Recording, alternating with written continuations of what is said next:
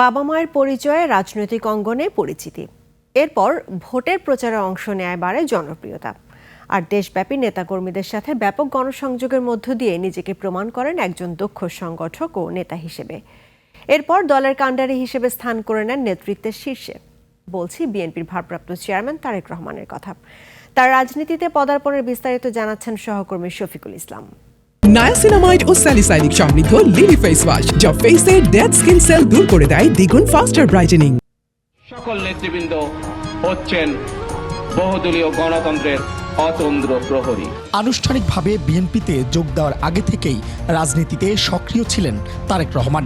1991 সালের জাতীয় সংসদ নির্বাচনের সময়ে তার মা বেগম খালেদা জিয়ার দেশব্যাপী নির্বাচনী প্রচারে সঙ্গে ছিলেন তারেক রহমান।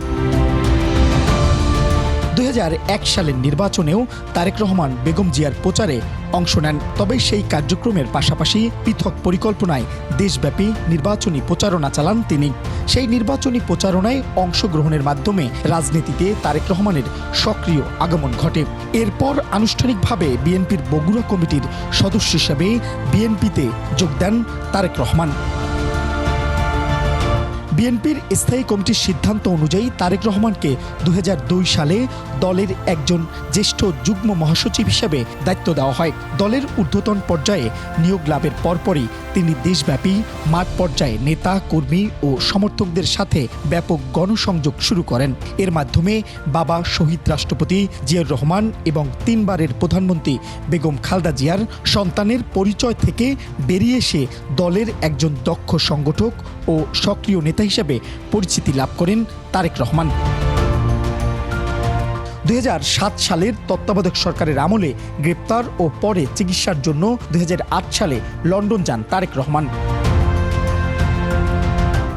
2009 সালে বিএনপির 5ম জাতীয় কাউন্সিলে তারেক রহমান সংগঠনের জ্যেষ্ঠ ভাইস চেয়ারম্যান নির্বাচিত হন, যা বিএনপির দ্বিতীয় সর্বোচ্চ পদ। 2018 সালে বেগম খালেদা জিয়া কারাবন্দী হওয়ার পর তারেক রহমান দলের ভারপ্রাপ্ত চেয়ারম্যানের দায়িত্ব গ্রহণ করেন আর লন্ডন থেকে ভার্চুয়ালি দল পরিচালনা করেন। দলীয় গুরুত্বপূর্ণ সিদ্ধান্ত গ্রহণ ও নির্দেশনা দেওয়ার মাধ্যমে বিএনপিকে নেতৃত্ব দিয়ে উজ্জীবিত রাখেন তিনি। শফিকুল ইসলাম, 21 টেলিভিশন, ঢাকা।